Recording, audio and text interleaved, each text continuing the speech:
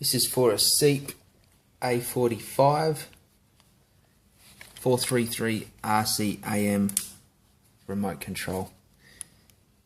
Undo the screw at the back.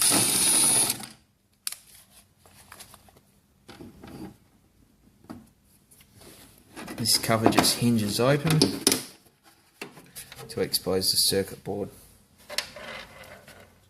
Same instructions for aftermarket or original remote controls. You want to find is this little button here.